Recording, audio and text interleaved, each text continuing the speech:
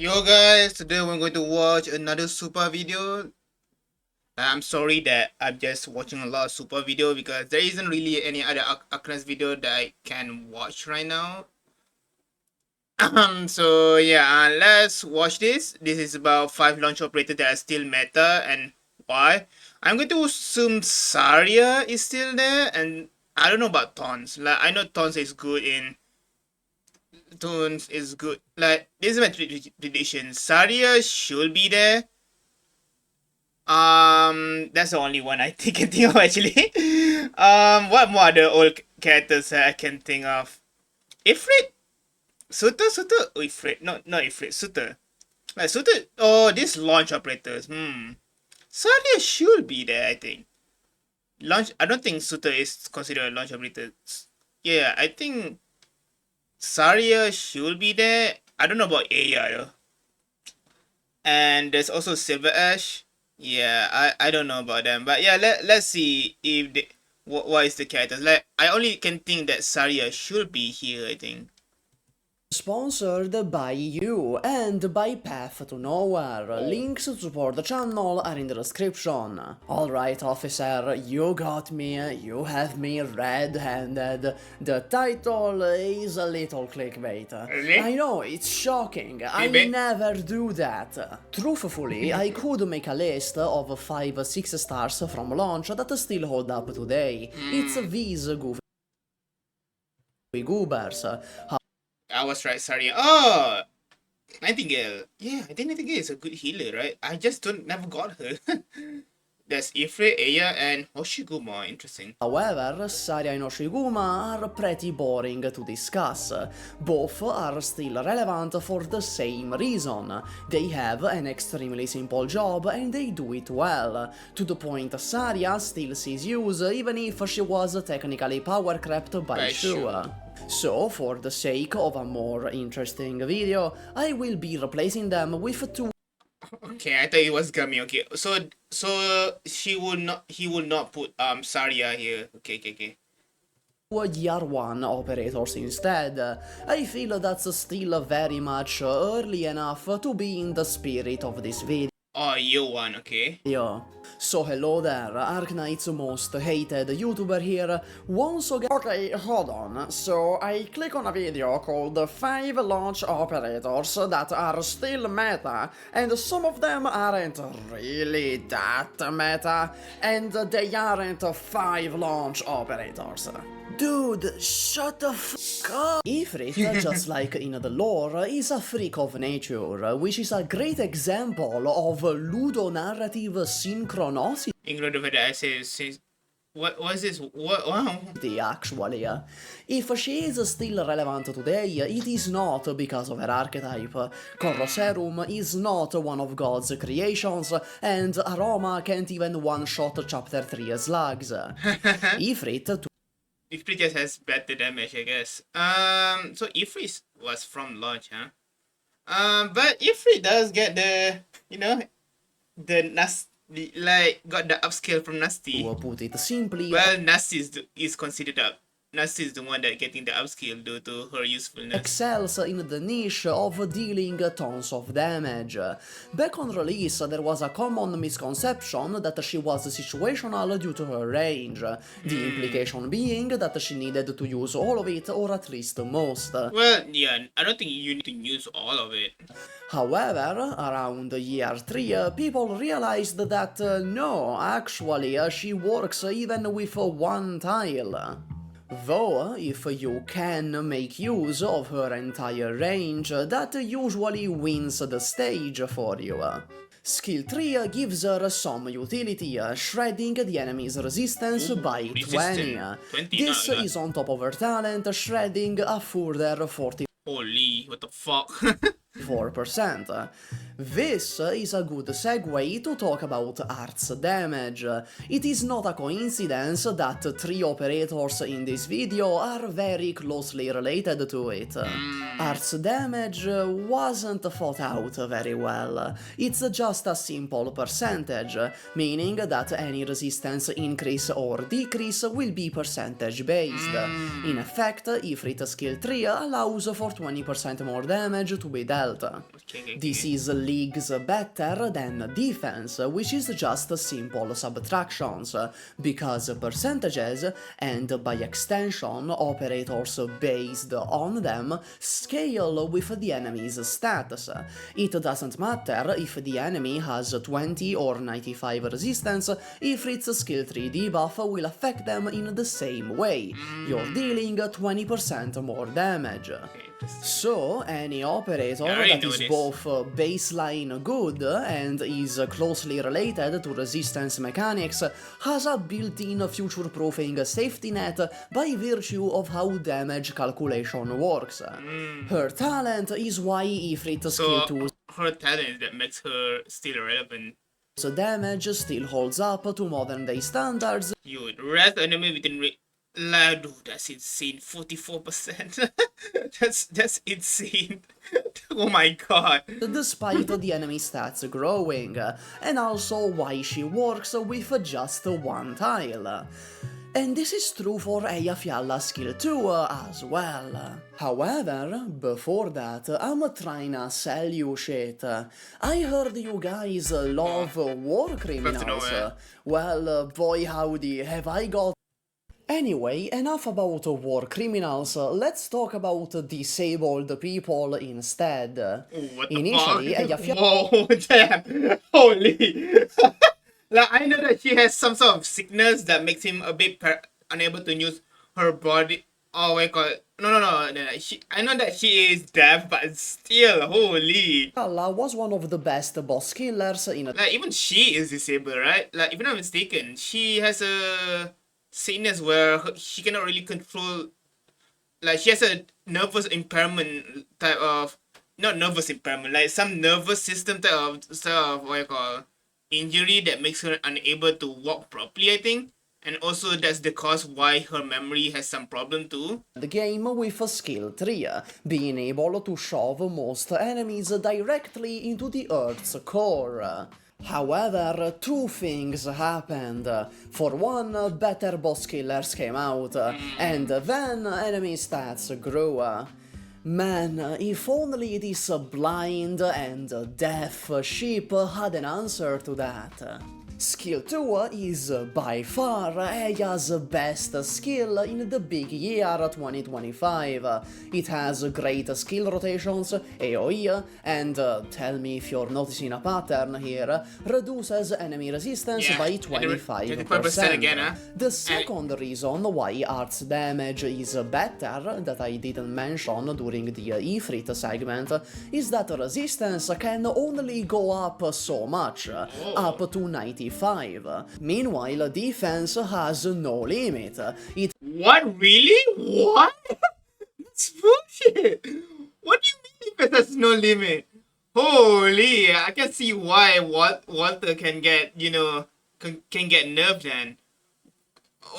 Or can get stopped then. Like, if that defense increase is high, then Walter will probably unable to do anything. Okay, I can see why Wang is such an insane power creep. Bro is literally Arts dealer Wizardel, but just Arts damage is just broken in general. Holy. It can just keep going higher. And if I'm not mistaken, doesn't he also have rest penetration or something like rest what you call? I think he reduced rest as well. I don't remember. Actually, put a pin in that. That will be important later. It doesn't really have a limit, you can keep going on forever or at least until the integer limit. This means that there is a fixed spectrum of resistance that arts operators work within.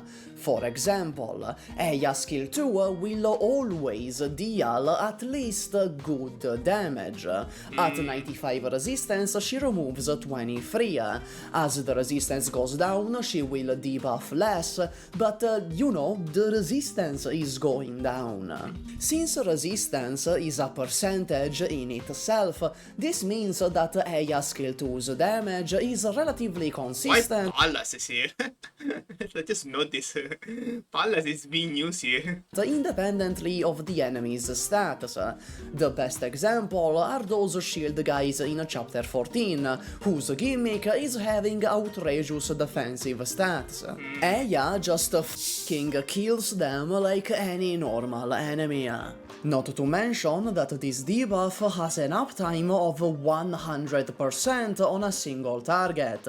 It lasts 6 seconds, but the skill has an SP cost of 5. Plus, it actually applies... I needed the advantage of some of the characters here. Like this rest debuff, like it will be so good with my Prom Alter. Like, yeah, like literally Prom Alter is my second main. the debuff before dealing damage to the enemy.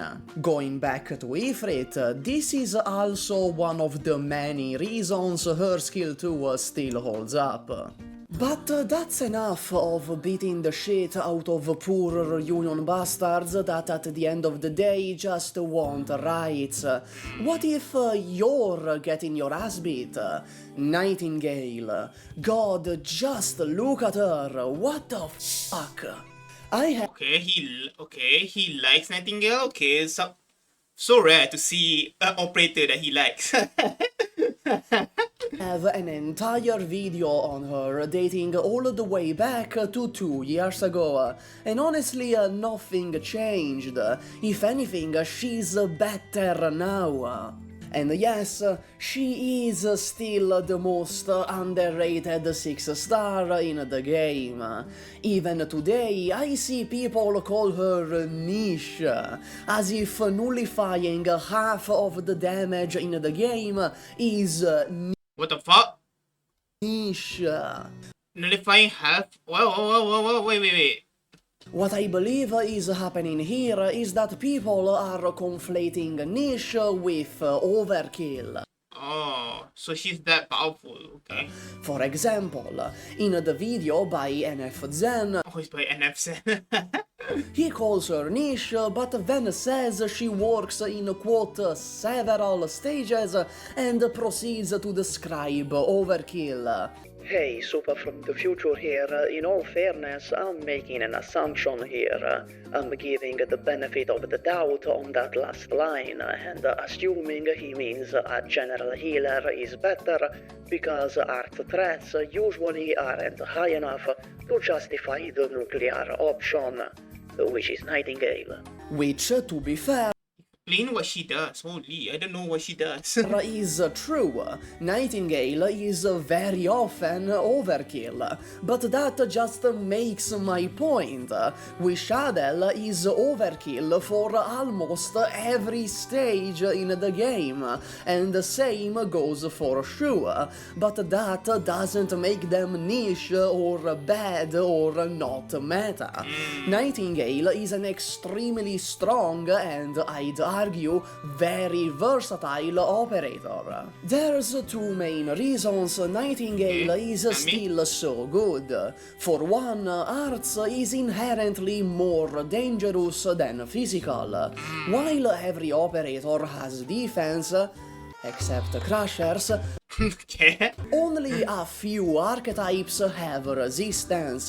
To a lot of operators, arts damage Ooh. is true damage. So does he give arts resistance? damage. Does she give resistance? Secondly, resistance is percentage based again. Shining can double defense all she wants, a big enough number can simply track through Holy shoot, yes, got one shot. it. But with Nightingale, no matter how high the damage is, you will always be taking Range is man, attacks one rest of ally within range. What the hell? Is that high? What the? I didn't know that. What? Okay, that's actually insane. Holy. Dude. She will be so useful if I have her during the Talula fight. Holy. 150% res? And then grants them 35% Azda. Oh, okay, that's insane. 60% less, assuming the operator has 0 resistance and with skill 3. A percentage reduction is way better and generally far more future-proofed compared to defense's subtraction mechanics. Beyond the fact that a 60% damage reduction minimum with 25% dodge on top is just really strong on the face of it. What stage is this? What the heck? And Well, they have the Talula mechanic. if you can't I wonder if that's what they thought of. Like some people say that since Shen has a boss or has a stage mechanic as a skill, people will I think some people say wondering that maybe Talula will have that thing. Maybe that thing, I don't know which stage mechanic they refer to, but I feel like that mechanic is probably probably broken, right? Imagine she has that. Dude, if Talula has that, she will be the most broken character. Like unless they nerf the damage, but then again, that means that she can deal damage. Is basically global damage.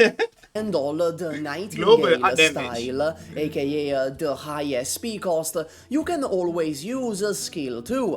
It gives people resistance and a shield that slurps up arts damage on a very good skill cycle. But wait, there's more. Nightingale's talent 2 is great and You can summon Phantom, perhaps gives her a separate powerful niche, allowing her to spawn 2 cages, or literal ghosts, or the artifact that will take aggro and soak up damage. Oh damn! This helps against any ranged attack that you want to send somewhere else. Oh, this will be useful in one of the events. Well, unless it has defense, I guess. But remember the Silver Edge Alta event? Oh my god! Imagine I have that and aggro the fucking snipers. Like, Global attacks and mechanics that want units on certain oh, this one, the tiles, Jump like the from. Twilight of Volmond towers. Oh, this thing is on Volumon. Okay. It's just really versatile to have 2 mini gravels on speed dial. Then, on top of all that, add 2 modules that are both equally amazing. What's the one One do? gives her an extra tile of range, increasing her versatility tenfold. It doesn't seem like much, but yes, one extra Extra tile is a lot. tile is a lot, and the other making her heal 4 operators at once. What? Whoa, that's a lot. Whoa. And giving her an extra mini gravel, Oh, another one? which before could only be achieved by retreating and redeploying her. Generally, you use module X for the extra tile, but if you can cram everyone in her normal range, or you need the extra summon, switch to Y. Before we get to the Year 1 operators that sneaked their way onto this list, here's some honorable mentions from launch launch, that okay, honorable earned mentions. 6 stars. Tilopsis has Yeah. quite possibly the Oh, best I forgot. I was thinking Tinos is not here. Then I forgot he was a 5-star. Holy. buff in the entire Yeah, game. SP buff is so good. Why the hell she's like the fact that she's not power crap? Yeah, is insane. And she is Nightingale's main Yeah. competitor. Just by virtue of existing, she gives the entire map a 30% SP regeneration buff, or with her module, a 35% buff in her range. Lapland is still the best silencer in the game. The issue is that Really, still the best silencer. What about? I don't know when this got released. What about Lapland Alter?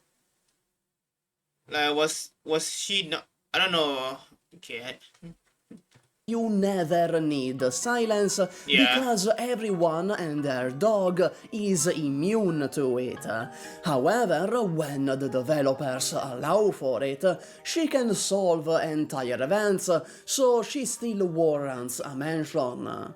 Spectre, unfortunately, is still a great lane holder. 15 Well, seconds unfortunately. of immortality are nothing to scoff at. And Oh, unlike her a skill that makes her alter, she immortal. doesn't require outrageous investment to be good. Warfarin is still one of the best buffers in the game. As showcased in the previous video, she works especially well with ranged units like Rey. Why? But really, you can use her on anybody to some extent.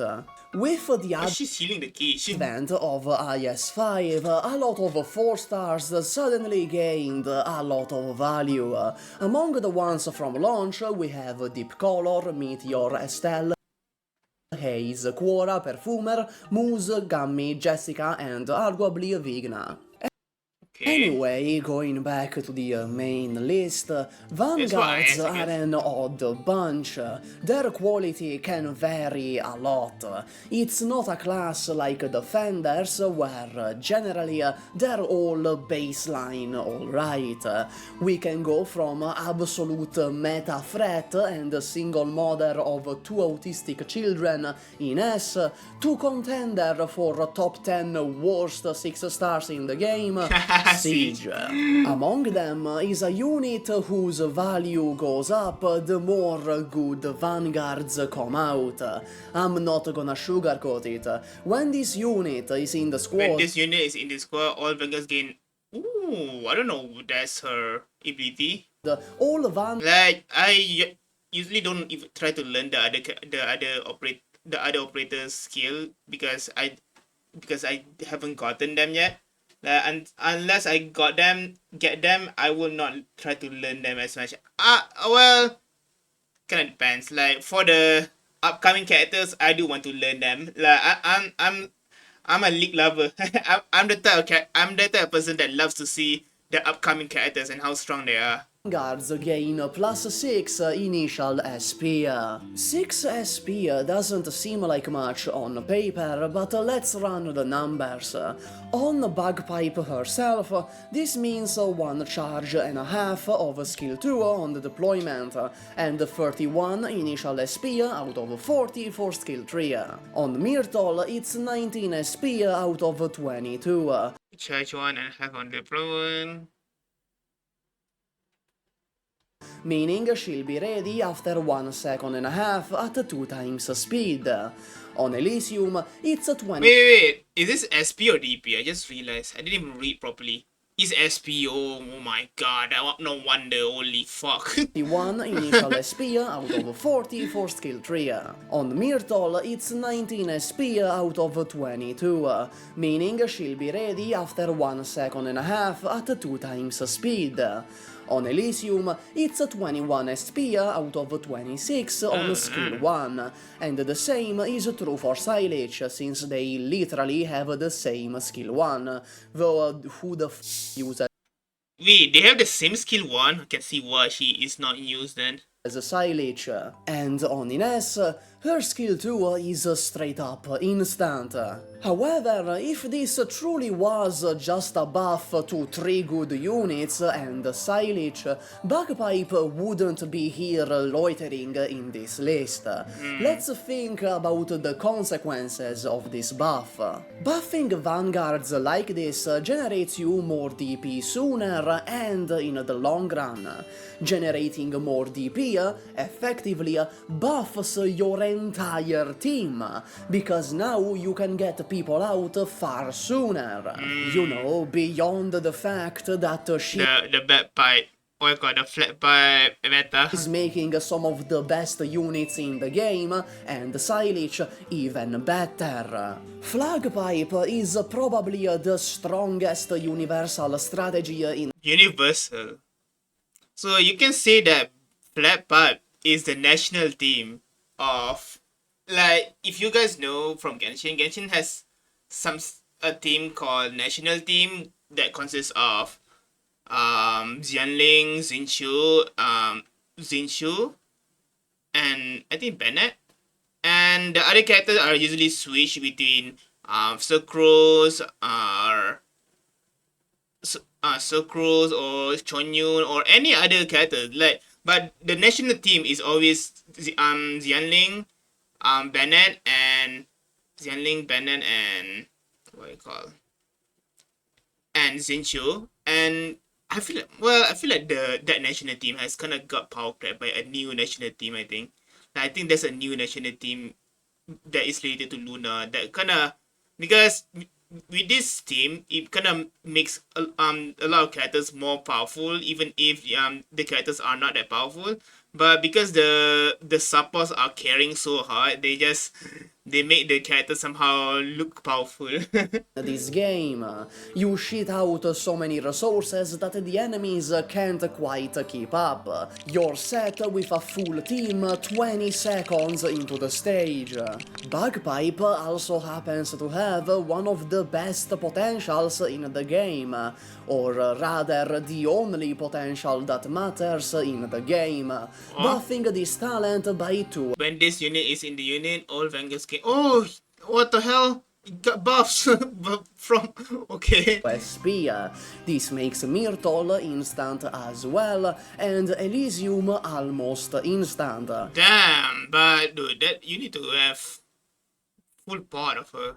Though it's kind of a double-edged sword, Why? as it means you will be seeking out 4 more bagpipes, which is a very tall order. Tall order. Thankfully, it is unnecessary in the vast majority of content.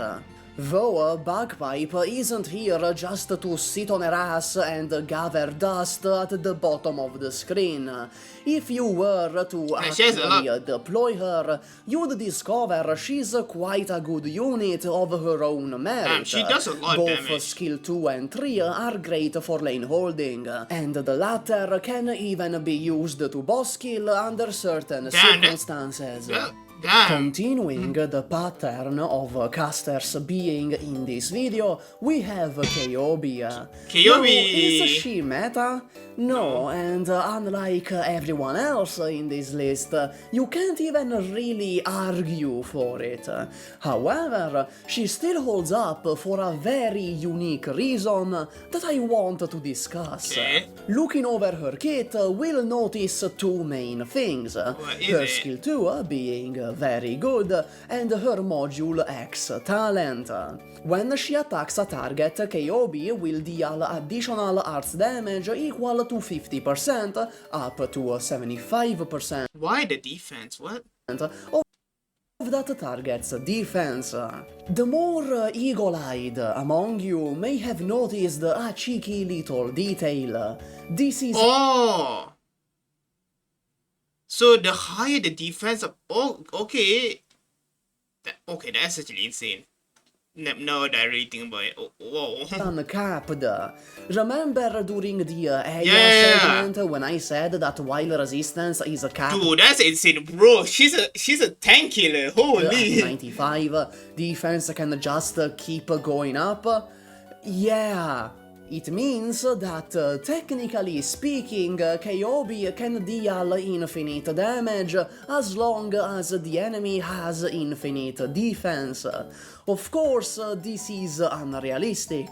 It's I feel like not it's too going rare. to happen, I hope. However, there are Oh, some she's she's so cute. certain endgame modes where enemy stats are jacked to shit, aren't there? That's right, as Hypergriff's enemy design keeps becoming lazier, KOB stocks will keep rising. What is that? The boss in Design of Strife is nigh immortal? Not if this silly dog has anything to say about it. That's actually Oh, insane. that shield guy from chapter 14 whose entire gimmick is having outrageous defensive stats is in CCB3. The horrors persist, but so does KOB. Holy what? What the? This puts the developers in a bit of a rough spot, doesn't it? There's a reason Wishadel is a physical operator. True, like deep high defense can really literally stop her. It's so enemies can resist her better in higher end content. You just need to So the more powerful the characters trying to resist Wizarder, the stronger Kyobi gets. That's kind of funny. jack up their defense to 8 Majima Gorillions. But then, if you do that, Kyobi, the Eater of Worlds, Eater of will Worlds? pull up to the stage like a debt collector. While Kyobi isn't meta, she is a unique example of future-proofing, due to what is most likely a developer oversight.